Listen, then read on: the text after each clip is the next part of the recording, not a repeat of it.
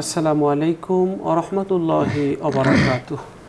আলহামদুলিল্লাহি রাব্বিল আলামিন ওয়াসসালাতু ওয়াসসালামু আলা সাইয়্যিদিল আমবিয়া ওয়াল মুরসালিন ওয়া আলা আলিহি ওয়া আসহাবিহি আজমাইন। সুপ্রিয় দর্শক শ্রোতা, অনেক অনেক প্রীতি ও শুভেচ্ছা জানিয়ে শুরু করছি আজকের অনুষ্ঠান। আশা করছি যে যেখান থেকে আমাদের এই অনুষ্ঠান দেখছেন সকলে সুস্থ আছেন, ভালো আছেন, নিরাপদে আছেন। মহান প্রতিপালকের কাছে আমাদের এই প্রার্থনা, তিনি যেন সবখানে সবসময় আপনাদেরকে ভালো রাখেন, সুস্থ রাখেন, নিরাপদে রাখেন। দর্শক, আলোকিত প্রতিদিন অনুষ্ঠানটি একটি গবেষণামূলক অনুষ্ঠান, জীবন ঘনিষ্ঠ অনুষ্ঠান। এই অনুষ্ঠানে ইসলামী ব্যক্তিত্ব জগতের উজ্জ্বল নক্ষত্রগণ আমন্ত্রিত হয়ে থাকেন। তাদের তথ্যতাত্ত্বিক আলোচনা পেশের মাধ্যমে আমাদের এই অনুষ্ঠানকে আলোকিত করে থাকেন। সেই ধারাবাহিকতায় আজও আমরা একজন তরুণ আলেমকে আমন্ত্রণ জানিয়েছি। আজ আমাদের সাথে আছেন একজন বিশিষ্ট ইসলামী লেখক ও আলোচক মোহাম্মদ আবু তালহা তারিফ। আসসালামু আলাইকুম ওয়া রাহমাতুল্লাহি ওয়া বারাকাতুহু। ওয়ালাইকুম আসসালাম ওয়া রাহমাতুল্লাহি ওয়া বারাকাতুহু। মোহতারাম, কেমন আছেন আপনি? আলহামদুলিল্লাহ, খুব ভালো আছি। আপনি কেমন আছেন? আলহামদুলিল্লাহ, ভালো আছি। দর্শক, আমরা আজ যে বিষয়টি নিয়ে কথা বলবো সেটি হচ্ছে হজের আধ্যাত্মিক শিক্ষা, একটি গুরুত্বপূর্ণ বিষয়। হজ আসলে এমনই একটি বিষয় যেটা মানুষকে ভিতর থেকে পরিবর্তন করে। যখন ইব্রাহিম আলাইহিসসালামকে আল্লাহ তাআলা হজের আজান দিতে বলেছিলেন, হজের জন্য মানুষকে ডাকতে বলেছিলেন, তখন তিনি আবু কুবাইস পাহাড় অথবা কাবায় হাতিমে অথবা যে মাকামে ইব্রাহিমে দাঁড়িয়ে তিনি বলেছিলেন যে হে মানব সকল, আল্লাহ তাআলা তোমাদের জন্য একটি ঘর বানিয়েছেন, তোমরা এই ঘরে আল্লাহ তাআলার জন্যে হজ আদায় করো, হজ পালন করো। তখন আল্লাহ তাআলাকে সে আগেই বলেছিল, এই ঘোষণা দেওয়ার আগে, যে আমি বললে কি মানুষ শুনবে? আল্লাহ তাআলা বললেন যে তুমি ডাক দাও, পৌঁছে দেওয়ার দায়িত্ব আমার। আল্লাহ তাআলা তখন এই ইব্রাহিম আলাইহিস সালামের ডাক পৌঁছে দিয়েছিলেন বাবার পৃষ্ঠ দেশে যারা ছিল, মায়ের পেটে যারা ছিল এবং যারা রুহের জগতে ছিল, তাদের কাছে এই ডাক পৌঁছে দিয়েছিল, আল্লাহ তাআলা পৌঁছে দিয়েছিলেন। এবং পাহাড়, গাছপালা, মাটি, এদের কাছেও পৌঁছে দিয়েছেন। যাদের নসিবে হজ লিখেছেন আল্লাহ তাআলা, তারা সবাই সমস্বরে লাব্বাইক বলেছিলেন। যারা তখন লাব্বাইক বলেছিলেন তারা কাবায় এসে এবং আরাফায় গিয়ে লাব্বাইক আল্লাহুম্মা লাব্বাইক লাব্বাইক লা শারীকা লাকা লাব্বাইক ইন্নাল হামদা ওয়ান নি'মাতা লাকা ওয়াল মুলক লা শারীকা লাক, এই তালবিয়া পাঠ করার সুযোগ পাবেন। আসলে আমরা বাংলাদেশের অনেকেই হজ করতে গিয়ে আগের জীবনটাকে ঝেড়ে ফেলে নতুন আর এক জীবন নিয়ে আমরা দেশে ফিরে আসি। আবার অনেকে হজ ওখানেই রেখে আসি, নিয়ে আসতে পারি না। আমাদের যারা আমাদের পূর্বসূরি ছিল তাদেরকে আমরা দেখতে পাই, আমাদের মুরব্বীরা যেই পোশাক নিয়ে তারা আসতো দেশে, ওই পোশাক নিয়েই তারা কবরে যেত। অর্থাৎ এই দুনিয়াবি রঙিন যে একটি স্বপ্নের পোশাক, সেটা খুলে তারা পরকালের সেই স্বচ্ছ জীবনের পোশাক ধারণ করত এবং সেই স্বচ্ছ জীবন নিয়েই তারা চলে যেত। এজন্য হজে যাওয়ার আগে আমাদেরকে একটা মানসিক প্রস্তুতি নিতে হবে। আর্থিক, শারীরিক প্রস্তুতির সাথে সাথে একটা মানসিক প্রস্তুতি নিতে হবে। এই যে হজ পালনের যে একটি তৃষ্ণা, সেই তৃষ্ণা আমাদের মধ্যে জাগ্রত করতে হবে। আমরা যদি কোনো ব্যক্তিকে এক গ্লাস পানি নিয়ে দেই, সে পানি যদি তার পিপাসা না লাগে, তাহলে সে সৌজন্যতার খাতিরে হয়তো এক গ্লাস পানি পান করবে। পরবর্তীতে যখন আবারও তার কাছে আমরা পানি নিয়ে যাব, তখন সে বিরক্ত, তিক্ত হবে, বলবে আমার তো পিপাসা নেই, তৃষ্ণা নেই, কেন আমাকে পানি দিচ্ছেন? দ্বিতীয়বার আবারও যখন তার কাছে পানি নিয়ে যাওয়া হবে, তখন সে পানির গ্লাসটা ছুঁড়ে মারবে অথবা খুব বেশি রাগ করবে। আর যদি ওই পানিটা একটা খরা লাগা তৃষিত হৃদয়, যার তৃষ্ণায় ভিতরটা পুড়ে কয়লা হয়ে যাওয়ার মতো উপক্রম হয়েছে, তার কাছে নিয়ে যাওয়া হয়, সানন্দে প্রথম গ্লাসটা সে গ্রহণ করবে, দ্বিতীয় গ্লাসটা সে পান করবে, তৃতীয় গ্লাসও সে তৃপ্তি সহকারে পান করবে। অর্থাৎ যার তৃষ্ণা আছে সে পান করবে এবং গ্রহণ করবে, আর যার তৃষ্ণা নেই সে ওই পানির মূল্য বুঝবে না। ঠিক হজে যাওয়ার আগে তার একটা মানসিক প্রস্তুতি এবং ওই ইবাদতগুলোর প্রতি, হজের 5 দিন ওই ইবাদতগুলোর প্রতি আমাদেরকে একটি তৃষ্ণা জাগাতে হবে। আমরা জানি 5 জায়গায় 5 দিনে 9 কাজ করাকে হজ বলে। তো এই 5 জায়গায় 5 দিনে 9 কাজ যে করব, এই কাজটার প্রতি আমাদের একটা তৃষ্ণা, আন্তরিকতা আমাদের জাগাতে হবে। তাহলেই আমরা ফিরে আসতে পারবো গুনাহমুক্ত হয়ে। আল্লাহ সেই তৌফিক দান করুন। চলুন হজের আধ্যাত্মিক শিক্ষা নিয়ে আলোচনা শুনছি আমাদের আজকের অতিথির কাছ থেকে। জি মুহতারাম। হজ, প্রথমে যে আপনি বললেন কথা, হযরত ইব্রাহিম আলাইহিসসালাতু ওয়াসসালাম তিনি আজান দিলেন, আহ্বান করলেন, তখন আমরা পৃথিবীর জমিনে ছিলাম না। কিন্তু আল্লাহ সুবহানাহু ওয়া তাআলা রুহের জগতে যারা লাব্বাইক বলেছিলেন তারা একটিবার হলেও হজ পালন করবেন। রুহের জগতে যারা ফার্স্টে লাব্বাইক বলেছিলেন, এই রুহ থেকেই কিন্তু হজটা শুরু হয়। আরেকটি বিষয়, আল্লাহ সুবহানাহু ওয়া তাআলা পবিত্র কোরআনুল কারীমের মধ্যে ইরশাদ করেছেন, সূরা নাহলের 90 নম্বর, ভুল হয়ে গেছে, কাটা যাবে কি? জি একটু কাটাবে, আপনি বলে যাবেন। হ্যাঁ, আয়াত নাম্বার বলা দরকার নেই, আপনি শুধু আয়াত বলে যাবেন। আপনি দেখে বলেন, সমস্যা নেই, আপনি নোট রাখেন সামনে। জি সরি। আত্মাকে পবিত্র করার জন্য দীর্ঘ এক যাত্রার নাম হচ্ছে পবিত্র হজ। আপনি একটি কথা বলেছেন, আল্লাহ সুবহানাহু ওয়া তাআলা ইব্রাহিমকে আজান দেওয়ার জন্য বললেন, তখন আমরা এই জগতে ছিলাম না, রুহের জগতে ছিলাম। এই রুহের জগতে থেকে আমরা আত্মার মাধ্যমে আমরা লাব্বাইক বলেছিলাম। আমরা যারা লাব্বাইক বলেছি, আমরা হজ আদায় করতে যাব, হজ পালন আমরা করব। হজে যে আমরা যাব, হজে যাওয়ার জন্য পূর্ব প্রস্তুতি রয়েছে। নাম্বার 1, আমাদেরকে খালেস নিয়ত করতে হবে। আমি যে হজে যাচ্ছি, আমাদের নিয়তটা পরিশুদ্ধ হতে হবে। রাসূল করিম সাল্লাল্লাহু আলাইহি ওয়াসাল্লাম বলেছেন, ইন্নামাল আমালু বিন্নিয়াত, আমার সমস্ত কাজ নিয়তের উপরে নির্ভরশীল। আমি যে হজে যাচ্ছি, আমি কিসের উদ্দেশ্যে যাচ্ছি? আল্লাহর রেজামন্দি হাসিলের জন্য যাচ্ছি, না এখন আমি অবসর প্রাপ্ত হয়েছি, আমার এখন যদি হজে না যাই, আমার টাকা হয়েছে, মানুষ কি বলবে? আমার ছেলে এখন ইতালিতে থাকে, প্রবাস জীবনে বাস করে, আমি এখন মুরব্বী হয়ে গিয়েছি, আমি হজে না গেলে মানুষ আমাকে কি বলবে? এই যে একটি মন মানসিকতা, আমি এত টাকা ইনকাম করি, এখন যদি আমি হজ পালন না করি, আমাকে তো সমাজবাসী খারাপ ভাববে যে এই লোকটি এত টাকা ইনকাম করে অথচ একটিবার হজ পালন করলো না। এই যে খালেস নিয়ত, আমি হজে যাচ্ছি একমাত্র আল্লাহকে রাজি খুশি করার জন্য, আল্লাহর রেজামন্দি হাসিল করার জন্য। দ্বিতীয় নম্বর হচ্ছে আমাকে তাওবা করতে হবে। আমি যে হজে যাচ্ছি, হজে যাওয়ার পর আমি আর কোনো গুনাহ করব না। যত অন্যায় করেছি, যত অপরাধ করেছি এই দুনিয়াতে, আমি যদি তাওবা করি, ইস্তেগফার করি, রব্বুল আলামিন তোমার রেজামন্দি হাসিলের জন্য আমি হজ করার জন্য রওনা দিলাম, রব্বুল আলামিন তুমি আমাকে ক্ষমা করে দাও, আমার হাত ধারা কোনো ক্ষতি হবে না, আমি কোনো মানুষকে ঠকাবো না, আমি ব্যবসা করে মানুষকে ঠকিয়ে দিব না, অন্যের সম্পত্তি আমি গ্রহণ করব না, আমার চোখের গুনাহ, হাতের গুনাহ, মুখের গুনাহ, সমস্ত অঙ্গ প্রত্যঙ্গের যে গুনাহ রয়েছে, এই সকল গুনাহ রব্বুল আলামিন আর করব না, তুমি আমাকে ক্ষমা করে দাও। ওয়াতুবু ইলাল্লাহি তাওবাতুন নসুহা, যদি আমি উত্তমভাবে যদি তওবা করতে পারি হজে যাওয়ার পূর্বে রব্বুল আলামিন, আমি আর গুনাহ করব না, তাহলে আল্লাহ সুবহানাহু ওয়া তাআলা কিন্তু আমাকে ক্ষমা করে দিবে। আর হজে যাওয়ার সাথে সাথেই আল্লাহ সুবহানাহু ওয়া তাআলা আমাদের জিন্দেগির সমস্ত গুনাহগুলো ক্ষমা করে দিবে। তৃতীয় নম্বর হচ্ছে আমাকে যে প্রস্তুতি নিতে হবে তা হলো তাকওয়া অর্জন করতে হবে। আমি হজ আদায় করতে গেলাম, কিসের জন্য যাচ্ছি, কতটুকু তাকওয়া? আল্লাহ সুবহানাহু ওয়া তাআলা কিন্তু বান্দার অন্তর দেখেন, আমার বান্দা কি চায়।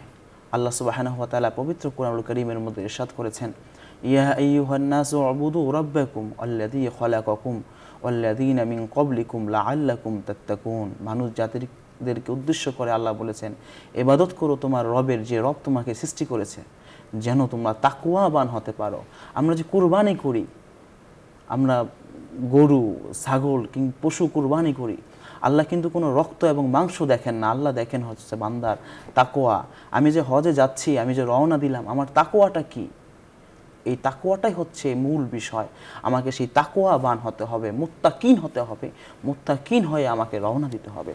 এরপরে হচ্ছে 4 নম্বরে আমার যে কাজটি করতে হবে, হালাল উপার্জন করতে হবে। আমি যে হজে জন্য যাচ্ছি, যে টাকাটা আমি দিয়েছি, যে খরচ করব, এই খরচটা হালাল উপার্জনের হতে হবে। যদি হারাম থেকে থাকে তাহলে সেই হজ আমার আল্লাহ সুবহানাহু ওয়া তাআলা কবুল করবে না।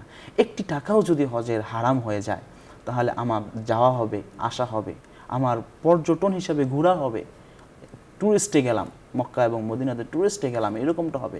কিন্তু আল্লাহ রব্বুল আলামিনের সাথে, বান্দার সাথে আত্মার যে মিল, সেই মিলটি কিন্তু হবে না। এই জন্য আপনাকে আমাকে হালাল উপার্জন দিয়ে সেই হজের টাকা দিতে হবে এবং সেই হজ পালন করতে হবে। আমাদেরকে হজের উদ্দেশ্য জানতে হবে, আমি কিসের জন্য হজ করতে যাচ্ছি। আল্লাহ রব্বুল আলামিনের যে রেজামন্দি হাসিল করব, আমাদের আল্লাহকে পাবো। এরপরে হচ্ছে আমার আমল সম্পর্কে জানতে হবে, আমি ওখানে গিয়ে কি কি আমল করব। আমরা এখন অনেকেই জানি না, ওখানে গিয়ে আমরা হোটেলে বসে থাকি কিংবা একটু ঘুরতে যাই বা আত্মীয় স্বজনদের সাথে ফোনে কথা বলি, কিন্তু আমার কি আমল করতে হবে হজের। আপনি প্রথমে যে কথাগুলো বলেছেন, এই বিষয়গুলো সম্পর্কে আমাকে প্রথমেই ধারণা নিতে হবে। এই আমলগুলো যেন আমরা ওখানে গিয়ে, ওখানে তো সময় খুব সংক্ষিপ্ত, অল্প সময় কিভাবে আমল করা যায়, আমি যদি এখন থেকে একটি নোট না নিতে না পারি, একটি যদি রুটিন তৈরি করতে না পারি, আমাকে এখন থেকে একটি রুটিন তৈরি করতে হবে। আমি গিয়ে কি করব, কয় রাকাত নামাজ আদায় করব, তাহাজ্জুদ নামাজ কত রাকাত পড়ব, কোরআনুল কারীম কতবার প্রথম থেকে লাস্ট পর্যন্ত তেলাওয়াত করে শেষ করব, এই ধরনের একটি রুটিন তৈরি করে ফেলতে হবে। কয়বার আমি উমরা করব, এইটা আমি কি করব, সকাল থেকে সন্ধ্যা পর্যন্ত প্রতিদিনের যদি একটি রুটিন এখন থেকে আমাকে আমল অনুযায়ী তৈরি করে নিতে হবে। হজের সকল বিষয়গুলো যা আছে, আহকাম যে বিষয়গুলো আছে, এগুলো আমাদেরকে জেনে তারপরে আমাদেরকে রওনা দিতে হবে। আমরা যখন রওনা দিই, সাদা কাফন পরে, অর্থাৎ যেটাকে আমাদের মুরব্বীরা বলতো যে সাদা কাফন পরে হজে রওনা দেয়, সেই ব্যক্তি মৃত্যু হয়ে যায়। ইহরামের কাপড় যখন পরিধান করে সেই ব্যক্তি মৃত্যু হয়ে যায়, মৃত্যুর মতো তার অবস্থা হয়ে যায়। সেই ব্যক্তি যখন কাফনের কাপড় পরে, তার আত্মার মধ্যে এই বিষয়টা অনুভব করতে হবে, এই যে সাদা কাপড়টা আমি পরেছি, সেলাইবিহীন কাপড়, এই সেলাইবিহীন কাপড়টা আমাকে একদিন পরতে হবে। সেটা হচ্ছে যখন আজ আমার শরীরে রূহ আছে, আমি কথা বলতে পারতেছি, আর এই কাপড়টা আমার পরতে হবে যেদিন আমার কথা বলার শক্তি থাকবে না, আমার শরীরে রূহ থাকবে না। আমি যখন মৃত্যুবরণ করব তখন আমার রঙিন জামা কাপড়গুলো খুলে দিয়ে আমাকে এই কাপড়টা পরানো হবে। আমি তো এই মৃত্যুর জন্য প্রস্তুতি নিচ্ছি, এটাকে চিন্তা করে সে ঘর থেকে বের হবে। সে যখন ঘর থেকে বের হবে, একমাত্র আল্লাহ সুবহানাহু ওয়া তাআলার রেজামন্দি কিভাবে হাসিল করা যায়, তার টার্গেট থাকবে আমি যেখানে যাচ্ছি একমাত্র আল্লাহর নৈকট্য অর্জনের জন্য যাচ্ছি, কোনো মানুষকে দেখানোর জন্য নয়। কিন্তু আজ আমরা দেখা যায় বিভিন্ন সময় যে আমি প্লেনে উঠতেছি, ঘর থেকে বের হচ্ছি, প্লেনে উঠতেছি, হাতে একটা মোবাইল রয়েছে, মোবাইলটা দিয়ে আমি একটি সেলফি তুলে সামাজিক যোগাযোগ মাধ্যমে আমি দিয়ে দিচ্ছি যে আমি হজে যাচ্ছি, আমি প্লেনে উঠতেছি, আলহামদুলিল্লাহ, আমি তওয়াফ করতেছি, আলহামদুলিল্লাহ, আমি আরাফার ময়দানে মোনাজাত করতেছি, আলহামদুলিল্লাহ, এইমাত্র এই কাজ সম্পাদন করলাম, আলহামদুলিল্লাহ। এভাবে আমি ছবি তুলে আমি সামাজিক যোগাযোগে আমি দিয়ে দিচ্ছি। একটি বিষয় আমি প্রথমেই আপনাকে আমি বলেছি, তা হলো যে অল্প সময়ে আপনি আল্লাহর রেজামন্দি হাসিল করবেন। কিভাবে অল্প সময়ের মধ্যে আপনি আপনার ইবাদতকে অন্যজনেরকে জানান দেন। রাসূল করিম সাল্লাল্লাহু আলাইহি সাল্লাম বলেছেন, যে ব্যক্তি নেক আমল মানুষকে দেখানোর জন্য করে, আল্লাহ সুবহানাহু ওয়া তাআলা কিন্তু তার আমলগুলো সম্পর্কে মানুষকে তিনি জানিয়ে দেন। আর আল্লাহ সুবহানাহু ওয়া তাআলা এই রিয়াকারীর কোনো ইবাদত, লোক দেখানো কোনো ইবাদত কিন্তু আল্লাহ সুবহানাহু ওয়া তাআলা, অর্থাৎ হজটা হতে হবে আমাদের লৌকিকতা মুক্ত, লোক দেখানোর কোনো বিষয় যেন এখানে না থাকে। চমৎকার বলছিলেন। দর্শক, আমরা মুহতারামের কাছ থেকে আলোচনা শুনছিলাম। রাসূল সাল্লাল্লাহু আলাইহি ওয়াসাল্লাম বলেছেন, হজের জন্য যা খরচ করা হয় সেটা আল্লাহর রাস্তায় খরচ করার মতোই। এটাকে আল্লাহ তাআলা 700 গুণ পর্যন্ত সওয়াব বৃদ্ধি করে দেন। মুসনাদ আহমেদের 23,000 নম্বর হাদিস।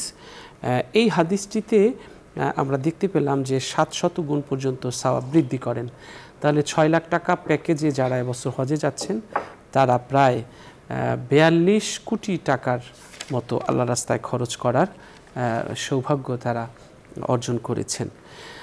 তিরমিজি শরীফের 828 নং হাদিসে রাসূল সাল্লাল্লাহু আলাইহি ওয়াসাল্লাম বলেছেন যে যখন কোনো মুসলিম তালবিয়া পাঠ করে তখন তার ডানে এবং বামে যত বৃক্ষরাজি আছে এবং মাটি আছে, পাথর আছে, সব কিছুই তার সাথে তালবিয়া পাঠ করতে থাকে।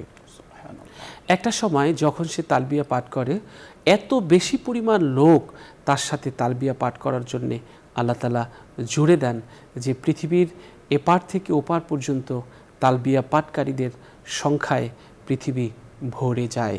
অর্থাৎ আল্লাহর প্রিয় বান্দা, আল্লাহর মেহমান, সে যখন তালবিয়া পড়ে তখন তার অন্য সৃষ্টিকেও তার সাথে সাথে তালবিয়া পাঠ করিয়ে থাকেন। আমরা জানি নাসাই শরীফের 2625 নং হাদিসে রাসূল সাল্লাল্লাহু আলাইহি ওয়াসাল্লাম বলেছেন যে হাজিরা হলো সরাসরি আল্লাহর মেহমান। নবীজি বলেছেন যে মেহমান হলো 3 দল যারা সরাসরি আল্লাহর মেহমান। এক হলো যারা হজ করে, আল্লাহর রাস্তায় যুদ্ধ করে, যারা জিহাদ করে তারা হজকারী দল এবং উমরাকারী দল। এরা হলো সরাসরি মহান প্রতিপালকের মেহমান। এই মেহমানকে আল্লাহ তাআলা তিনি ডাকেন, নিয়ে যান। পৃথিবীতে মানুষ অনেক স্বপ্ন দেখে। সারা জীবনের সবচেয়ে সেরা স্বপ্ন হয় আল্লাহর ঘরে যাবেন, রসুলের রওজায় যাবেন। কারো স্বপ্ন পূরণ হয়, কারো স্বপ্ন পূরণ হয় না, স্বপ্ন সাথী নিয়েই মাটির বিছানায় শুয়ে পড়েন। কারো সবুজ গম্বুজ থেকে, কালো ঘরের গিলাপ থেকে ডাক আসে, আর কারো ডাক সারা জীবন প্রার্থনা করার পরও আসে না। যাদেরকে আল্লাহ তাআলা ডাকেন নিশ্চয়ই তারা আল্লাহর প্রিয় মেহমান, আল্লাহর প্রিয় বান্দা। এজন্য যারা হজে যাওয়ার সুযোগ পেয়েছেন তারা আল্লাহর জন্যে শুকরিয়া আদায় করবেন এবং আল্লাহর কৃতজ্ঞতা আদায় করবেন। মুসনাদে আবু ইয়ালার 6357 নং হাদিসে রাসূল সাল্লাল্লাহু আলাইহি ওয়াসাল্লাম বলেছেন যে ব্যক্তি হজের উদ্দেশ্যে বের হলো অতঃপর এই সফরের যদি তার মৃত্যু হয় তাহলে কিয়ামত পর্যন্ত আল্লাহ তাআলা তার আমলনামায় হজের সওয়াব লিখতে থাকবেন। সুবহানাল্লাহ। যে ব্যক্তি উমরার উদ্দেশ্যে রওনা হলো সফরে, এই সফরে ফিরে আসা পর্যন্ত যদি পথিমধ্যে বা এই সফরের থাকা অবস্থায় যদি তার মৃত্যু হয় তাহলে কিয়ামত পর্যন্ত আল্লাহ তাআলা তার আমলনামায় উমরার সওয়াব লিখতে থাকবেন। সুবহানাল্লাহ। এরপর আমরা আরেকটি হাদিসে দেখতে পাই যে মুসনাদে আহমেদের একটি হাদিস। এখানে রাসূল সাল্লাল্লাহু আলাইহি ওয়াসাল্লাম বলেছেন, ওমর রাদিয়াল্লাহু তাআলা আনহু বলেন যে আমরা নবীজিকে বলতে শুনেছি যে ব্যক্তি কাবা ঘর তাওয়াফ করে 2 রাকাত নফল নামাজ পড়বে সাথে সাথে আল্লাহ তাআলা একটি গোলাম আজাদ করার সওয়াব তার আমলনামায় লিখে দিবেন। এরপর প্রত্যেকটি তাওয়াফে যতবার সে পা ফেলবে ততবার প্রত্যেকটি কদমে একটি গুনাহ মাফ হবে, একটি নেকি লেখা হবে এবং 10টি মর্যাদা বৃদ্ধি করা হবে। সুবহানাল্লাহ। তাহলে যারা হজে যাচ্ছেন পুরো সফরে কতবার যে আল্লাহর ঘর তাওয়াফ করবেন, আর এই তাওয়াফে প্রত্যেকটি কদমে কদমে আল্লাহ তাআলা তার সওয়াব লিখবেন এবং গুনাহ মাফ করবেন, মর্যাদা বাড়াবেন। এজন্য আমাদের হজটা প্রাণবন্ত করে আমাদেরকে আদায় করতে হবে। এরপর আরাফার যে দিনটি, আরাফার দিনটিকে 10,000 দিনের সমান মর্যাদা দেয়া হয়। 10,000 দিনে যেভাবে দোয়া করলে আল্লাহ কবুল করবেন, এইটাকে আরাফার দিনে দোয়া করলে যেভাবে কবুল করবেন, এটা 10,000 দিনের সমপরিমাণ আল্লাহ বাড়ান। 10,000 দিনে ইবাদত বন্দিগি দোয়া করলে যে সওয়াব পাবেন, ওই একদিনে সেই দোয়া করলে সেই সওয়াবটা আল্লাহ তাআলা দিবেন এবং কবুল করবেন। এরপর মুসনাদে বাজ্জার এর 1155 নং হাদিসে আমরা দেখতে পাই যে রাসূল সাল্লাল্লাহু আলাইহি ওয়াসাল্লাম বলেছেন যে হাজিরা যখন আল্লাহর কাছে কোনো কিছু প্রার্থনা করে, দোয়া করে, তখন আল্লাহ তাআলা তাদের দোয়া কবুল করেন এবং যাদের জন্য দোয়া করা হয় যত বড় পাপী হোক, সেই পাপীর জন্য যদি সে ক্ষমা চায় হাজি, তাহলে তাকেও আল্লাহ তাআলা ক্ষমা করে দেন। সুবহানাল্লাহ। আর আরাফার দিনে আল্লাহ তাআলা তার নৈকট্যপ্রাপ্ত তার ফেরেশতাদের সাথে গর্ব করেন একেবারে নিচের আকাশে নেমে এসে, যে দেখো তারা উস্কো শুষ্ক চুলে, ধুলো মলিন শরীরে, চেহারায় এরা আসছে এখানে, এরা আমাকে দেখে নাই, জান্নাত জাহান্নাম দেখে নাই, তবু তারা এখানে আসছে, দেখো, গর্ব করেন। এবং ফেরেশতাদের সাক্ষী রেখে আল্লাহ তাআলা এই মাফ করে দেন যারা আরাফায় যান। আরাফায় রাসূল সাল্লাল্লাহু আলাইহি ওয়াসাল্লাম যে বছর হজ করেছিলেন, সে বছর হযরত বেলাল রাদিয়াল্লাহু তাআলা আনহুকে বললেন, বেলাল, তুমি সবাইকে থামতে বলো, আমি সবার উদ্দেশ্যে নসিহত করব। তখন বেলাল রাদিয়াল্লাহু তাআলা আনহু বললেন যে, তোমরা সবাই থেমে যাও, আল্লাহর রাসূল সাল্লাল্লাহু আলাইহি ওয়াসাল্লাম এখন বক্তব্য দিবেন। তখন সবাই থেমে গেল, চুপ হয়ে গেল, পুরো আরাফা পিন পতন, কোনো শব্দ নেই। রাসূল সাল্লাল্লাহু আলাইহি ওয়াসাল্লাম বললেন তখন যে, শোনো, একটু আগে জিবরাইল আমার কাছে এসেছিলেন। জিবরাইল আল্লাহর পক্ষ থেকে আহলে আরাফা এবং আহলে মুজদালিফার সবাইকে আল্লাহ তাআলা যে সালাম পাঠিয়েছেন আল্লাহর পক্ষ থেকে, সেই সালাম নিয়ে এসেছিল আমার কাছে। সুবহানাল্লাহ। আরাফার এবং মুজদালিফার আহালদেরকে আল্লাহ তাআলা সালাম পাঠিয়েছেন এবং আল্লাহ তাআলা তাদের সারা জীবনের সমস্ত অন্যায়ের পাপের জিম্মাদারি নিয়েছেন। এই বক্তব্য দেওয়ার সাথে সাথে ওমর রাদিয়াল্লাহু তাআলা আনহু দাঁড়িয়ে গেলেন, দাঁড়িয়ে বললেন, হে আল্লাহর রাসূল সাল্লাল্লাহু আলাইহি ওয়াসাল্লাম, এই মর্যাদা কি আমরা এখন যারা আরাফায় আছি, মুজদালিফায় আমরা যাব, আমাদের জন্য বলা হয়েছে?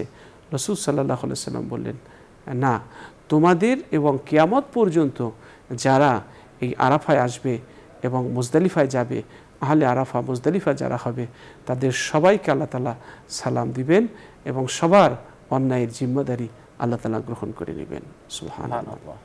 সুতরাং আমরা যারা যাচ্ছি বড়ই সৌভাগ্যবান এবং অনেক বড় নেয়ামত আমরা পেতে যাচ্ছি। সুতরাং এই নেয়ামতটাকে আমরা কদর করব এবং যথাযথভাবে আমরা এটাকে কাজে লাগানোর চেষ্টা করব। চলুন অতিথির কাছ থেকে শুনছি। মোহতারাম, যেটি আপনি বলছিলেন হজের আধ্যাত্মিক শিক্ষা নিয়ে। জি, আমাদের যে সেলফি তুলে আমরা মানুষকে দেখাচ্ছি, আমি অল্প সময় ওখানে পাচ্ছি, আমাকে তো রুটিন অনুযায়ী সেখানে চলতে হবে, মানুষকে দেখানোর তো সেই সময়টি আমার কাছে নেই। আল্লাহ সুবহানাহু ওয়া তাআলা আমাদের সকল ইবাদত একনিষ্ঠতার সাথে করার জন্য বলেছেন। রাসূলের হাদিস রয়েছে, আখলিস দীনাকা ইয়াকফিকাল আমালুল কলিল, অল্প আমল নাজাতের জন্য যথেষ্ট হবে যদি ইখলাসের সাথে সেই আমলটি করা হয়। ইবাদত সম্পর্কে আল্লাহ সুবহানাহু ওয়া তাআলা সূরা বাইয়িনার 5 নম্বর আয়াতে বলেছেন, ওমা উমিরু ইল্লা লিয়াবুদুল্লাহা মুখলিসিনা লাহুদ্দিন। আল্লাহ রাব্বুল আলামিন বলেছেন যে একনিষ্ঠতার সাথে ইবাদত করতে হবে। যদি আমার এই হজ একনিষ্ঠতার সাথে না হয়, লৌকিকতা হয়, মানুষ দেখে, এরপরে আমার মধ্যে যদি রিয়া অহংকার যদি জেগে যায়, তাহলে আমি আল্লাহর দরবারে কি জবাব দিব? আমি যে হজে যে টাকা খরচ করলাম, যে টাকা ব্যয় করলাম, আমি সময় নষ্ট করলাম, এগুলো বৃথা হয়ে যাবে। আমরা যখন হজে যাই, কাবা শরীফকে যখন আমরা তোয়াফ করি, দেখি হাজি কাবার সে কালো গিলাফ দেখে চোখে পানি রাখতে পারে না, অটোমেটিক তার চোখ থেকে পানি পড়ে যায়। তার মনের মধ্যে আল্লাহর সাথে, বান্দার সাথে যে একটি কালেকশন, সেটা সে ওখানে অনুভব করে তার চোখে পানি রাখতে পারে না। হাজিকে যদি প্রশ্ন করা হয়, কেন কাঁদো? হাজি উত্তর দেয় এক কথায় যে এই ঘর আল্লাহ সুবহানাহু ওয়া তাআলার, এই ঘরের সামনে আল্লাহ রাব্বুল আলামিন আমাকে আসার সুব্যবস্থা করে দিয়েছেন, আমি নিজের চোখে আমি এই ঘর দেখতে পারতেছি। এই কাবা শরীফ যে তোয়াফ করবে, প্রতিদিন আল্লাহ সুবহানাহু ওয়া তাআলা 120টি রহমত নাজিল করেন। 60টি রহমত আল্লাহ সুবহানাহু ওয়া তাআলা যারা তোয়াফ করে তাদের উপরেই আল্লাহ সুবহানাহু ওয়া তাআলা এটা বর্ষণ করেন। সুবহানাল্লাহ। এই যে একটি বিষয়, আল্লাহ সুবহানাহু ওয়া তাআলা বান্দাদের যারা তোয়াফ করে তাদের অন্তরের মধ্যে এটা তিনি ঢেলে দেন, রহমত তিনি ঢেলে দেন। আল্লাহ সুবহানাহু ওয়া তাআলা এই কাবা শরীফ তোয়াফ করার পর যখন হাজিরা সেই সাফা মারওয়া সাই করে, আপনি আরাফার কথা বললেন, আরাফায় গিয়ে দোয়া করে সাফা মারওয়া যখন সাই করে, তখন সে মনের মধ্যে সেই হযরত ইব্রাহিম আলাইহিস সালাতু ওয়াস সালামের ঘটনা তার চোখের সামনে চলে আসে, যে এক ফোঁটা পানির জন্য কত কষ্ট করেছিলেন ইসমাঈল আলাইহিস সালাতু ওয়াস সালামের মা সাফায় একবার, মারোয়ায় একবার, এভাবে তিনি বারবার তিনি দৌড়াচ্ছেন এক ফোঁটা পানির জন্য। আমরা যখন হাজিরা সেই শয়তানকে কঙ্কর নিক্ষেপ করে, ইসমাঈল আলাইহিস সালাম কঙ্কর নিক্ষেপ করেছিলেন শয়তানকে, সেই ধারাবাহিকতা আজও আছে। কিন্তু আমি যদি এটাকে মনে করি যে আমি শয়তানকে কঙ্কর এই জন্য নিক্ষেপ করতেছি, শয়তান আমাকে দিয়ে খারাপ কাজ করায়, আমাকে যে খারাপ কাজটি করে আমি শয়তানকে কঙ্কর নিক্ষেপ করে এই ধরনের খারাপ কাজ আমি আর করব না। আমি শয়তানকে কঙ্কর নিক্ষেপ করব, আর আমার মধ্যে যে একটি খারাপ বিষয় আছে, আমার মধ্যে যে একটি বদ অভ্যাস আছে যা শয়তানের কারণে আমার মধ্যে সংঘটিত হয়ে থাকে, সেই খারাপ বিষয়টিকে যদি আমি কঙ্কর নিক্ষেপ করি, অন্তরকে যদি কঙ্কর নিক্ষেপ করে খারাপ বিষয়টাকে কঙ্কর নিক্ষেপ করে যদি ওখানে যদি আমি ধুই মুছে সাফ হয়ে যদি আমি ফিরে আসতে পারি, তাহলে কিন্তু আমি একজন নিষ্পাপ সন্তান, আমার মধ্যে কিন্তু আর গুনাহ থাকলো না। আমরা মনের মধ্যে সেই শয়তানকে কঙ্কর নিক্ষেপ করতেছি, মনের মধ্যে সেই গুনাহ আমাদের মধ্যে লিপ্ত আছে, আমাদের মধ্যে সেই গুনাহ কিভাবে আমরা ভালো কাজ করব সেই ধরনের কোনো মন মানসিকতা নেই, গুনাহ কিভাবে ফেলে দেওয়া যায় এই ধরনের কোনো চিন্তা ভাবনা নাই, তাহলে তো আমাদের এই শয়তানকে কঙ্কর নিক্ষেপ করাটাই বৃথার মতো হয়ে যায়।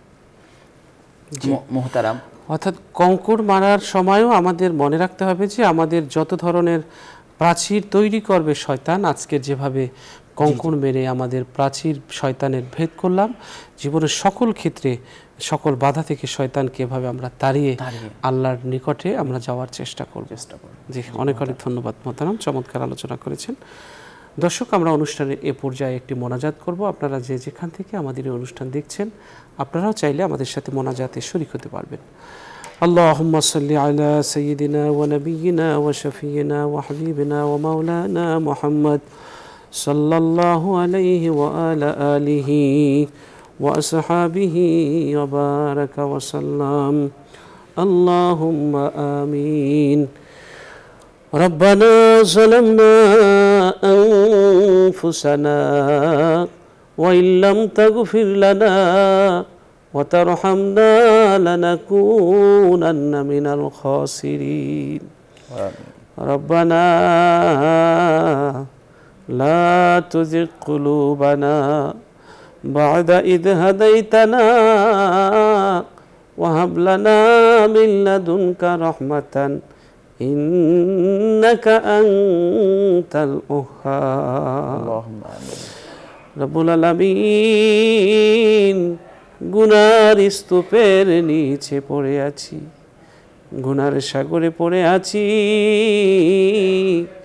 তোমার শাহী দরবারে ভিখারির মতো হাত পেতেছি। রব্বুল আলামিন, গুনার দিকে তাকাইও না, মোদের জিন্দিগির গুনার দিকে তাকাইও না, মোদের মিনতি আর ফরিয়াদের দিকে তাকাইয়া মোদের জিন্দিগির সমস্ত গুনাহ খাতা তুমি মাফ করে দাও গো আল্লাহ। আল্লাহুম্মা আমিন। আল্লাহ, অতীতে যা করেছি, বর্তমানে যা করছি, ভবিষ্যতে যা করব, সমস্ত অন্যায় অপরাধ গুনাহ তুমি ক্ষমা করে দিও গো আল্লাহ। আল্লাহ, এত গুনাহ করেছি, গুনার পাহাড় ভেঙে বোধহয় তোমার কাছে আর যাওয়া হলো না। রব্বুল আলামিন, তুমি মোদের সমস্ত গুনাহ মাফ করে দাও। রব্বুল আলামিন, গুনায় গুনায় জর্জরিত হয়ে গেছি আল্লাহ, তুমি ছাড়া কার কাছে যাব, কোন দুয়ারে দাঁড়াবো, তুমি দয়া করে মোদেরকে মাফ করে দাও। আমিন। জীবন গেল ভুলের বোঝায়, তবু এমন ভুল করে যায়, সময় গেল আশায় আশায়, সময় গেল আশায় আশায়, মাফ করো আমায় প্রভু, মাফ করো আমায়। রব্বুল আলামিন, এত বেশি গুনাহ করেছি, মনে হয় তুমি কবরে মারবা। দিনের বেলা যে কবরের কাছ দিয়ে হাঁটতে ভয় লাগে, আমাবস্যার অন্ধকার রাতে ওই কবরে কেমনে থাকবো? আল্লাহুম্মা আমিন। ওই কবরে সাথীর ব্যবস্থা করে দিও, ওই কবরে বাতির ব্যবস্থা করে দিও, ওই কবরটা জান্নাতের বাগান বানাইয়া দিও। আমিন। জান্নাতে স্থায়ীভাবে একটু থাকার বন্দোবস্ত করে দিও। জাহান্নাম থেকে চিরদিনের জন্য তুমি মুক্তি নসিব করে দিও। আমিন। রব্বুল আলামিন, তুমি আমাদের সন্তানাদি যা কিছু দিয়েছো, আদর্শ মানুষের মতো মানুষ বানাইয়া দিও। আল্লাহুম্মা আমিন। স্মৃতিশক্তি বাড়ায়া দিও, জেহেন শক্তি বাড়ায়া দিও। আল্লাহ তাদের সমস্ত অন্যায় অপরাধ থেকে বেঁচে থাকার তৌফিক দান করে দিও। আমিন। আল্লাহ আমাদের বাংলাদেশের মাটির নিচে হাজি গাজী গাউস কুতুব ওলি আউলিয়া সুফি সাধক যে যেখানে অন্ধকার কবরে পড়ে আছে, তাদের সবাইকে তুমি মাফ করে দাও। মোনাজাতের সওয়াব তাদের কবরে পৌঁছে দাও। মোনাজাতের সওয়াব নবী পাকের রওজা মোবারকে পৌঁছে দাও। বাবা আদম মা হাওয়া হতে আজ পর্যন্ত যত ঈমান এনে কালিমা পড়ে যত মানুষ কবরে চলে গেছে, সবার আরওয়ায়ে পাকে সওয়াব পৌঁছে দাও। এমন মানুষও আছে যাদের জন্য দুই হাত তুলে পৃথিবীতে দোয়া করার মতো কেউ নেই, তাদের জন্যেও দোয়া করে দিচ্ছি গো আল্লাহ, তাদের জীবনের গুনাহ খাতা তুমি মাফ করে দাও। আল্লাহ তামাম পৃথিবীর সমস্ত মুমিনদেরকে মাফ করে দাও। ফিলিস্তিনের মুসলমানদের জন্য দোয়া করছি, এদেরকে তোমার গায়বী মদদ দিয়ে তুমি হেফাজত করো। আল্লাহ আবাবিল পাঠায়া যেভাবে তোমার ঘর রক্ষা করেছিলে, আল্লাহ তুমি তোমার সাহায্য পাঠাইয়া বাইতুল মুকাদ্দাসকে তুমি হেফাজত করো। আল্লাহ সারা পৃথিবীর মুসলমানদেরকে এক বানাইয়া দাও। আল্লাহ ইসরায়েলকে চিরদিনের জন্য পৃথিবীর মানচিত্র থেকে তুমি মুছে দাও গো আল্লাহ। আল্লাহ যদি ঈমান আনার হয় ঈমান দাও, আল্লাহ হেদায়েত দাও। হেদায়েত যদি ওদের কপালে নসিবে না থাকে, তোমার পৃথিবীর মানচিত্র থেকে তাদেরকে নিশ্চিহ্ন করে দাও। আল্লাহ মুসলমানদের রক্ত আর তুমি ঝরাইও না। সারা পৃথিবীর নির্যাতিত নিপীড়িত মুসলমানদেরকে তুমি মাফ করে দাও। আমাদের দেশকে তুমি আল্লাহ সাফল্যের শীর্ষ চূড়ায় ওঠার তৌফিক দাও। অর্থনৈতিক অবস্থা ভালো করে দাও। আসমানি বালা মুসিবত দূর করে দাও। আল্লাহ যত ধরনের প্রতিবন্ধকতা আছে উন্নয়নের পথে আল্লাহ সব তুমি দূর করে দাও। আল্লাহ তোমার কাছে ফরিয়াদ, যারা হাত তুলেছে জানি না এদের মধ্যে কে মা হারা কে বাবা হারা, যার মা নেই বাবা নেই তাদের মা বাবাকে তুমি মাফ করে দাও। কারোর মা বাবাকে কবরে মেরো না, কারণ মা বাবাকে কবরে কান্দাইও না। রব্বুল আলামিন, যেদিন এই পৃথিবী ছেড়ে চলে যাব অন্ধকার কবরে কি নিয়ে যাব? অন্ধকার কবরটা আমাদের জন্য তুমি জান্নাতের বাগান বানায়া দিও। ঈমানের সাথে তুমি মৃত্যু দিও, মৃত্যুর সময় কালিমা নসিব করে দিও। মৃত্যুর কষ্ট তুমি দূর করে দিও। শুক্রবারে তুমি মরণ দিও, নামাজের হালতে তুমি মরণ দিও। মরণের সময় শয়তানের ওয়াসওয়াসা থেকে তুমি রক্ষা করিও গো আল্লাহ। শয়তান থেকে বাঁচার তৌফিক দিও। শয়তানের ষড়যন্ত্রের জাল ছিন্ন করে তোমার দিনের পথে অটল থাকার তৌফিক দিও। শয়তানের সাথে যুদ্ধ করে কিভাবে বিজয় অর্জন করতে হয় সেই হিকমত নসিব করে দিও রব্বুল আলামিন কামাইতে বরকত দিও আমাদের সম্মানে বরকত দিও কাজে বরকত দিও হায়াতে বরকত দিও সম্পদে বরকত দিও কান্নাওয়ালা দুটো চোখ দিও আল্লাহ তোমার কৃতজ্ঞতা শুকুর করার মতো কৃতজ্ঞতা আদায় করার মতো অন্তর দিও আল্লাহ তুমি আমাদেরকে মঞ্জিলে মকসুদে পৌঁছার তৌফিক নসিব করে দিও আল্লাহ এই অনুষ্ঠানের পৃষ্ঠপোষক বসুন্ধরা গ্রুপের চেয়ারম্যান আল্লাহ তাকে তুমি আল্লাহ মাফ করে দিও আল্লাহ চেয়ারম্যান এমডি সহ সকল ডিসিশন মেকারদেরকে তুমি আল্লাহ হেফাজত করিও আল্লাহ তাদের এই প্রতিষ্ঠানকে তুমি দিন দিন উন্নতি দান করে দিও সকল প্রতিবন্ধকতা আল্লাহ তুমি দূর করে দিও সুবহানা রাব্বিকা রাব্বিল ইজ্জাতি আম্মা ইয়াসিফুন ওয়া সালামুন আলাল মুরসালিন আলহামদুলিল্লাহি রাব্বিল আলামিন দর্শক আমরা আজ এখানে বিদায় নিচ্ছি আল্লাহ হাফেজ আসসালামু আলাইকুম ওয়া রাহমাতুল্লাহি ওয়া বারাকাতুহু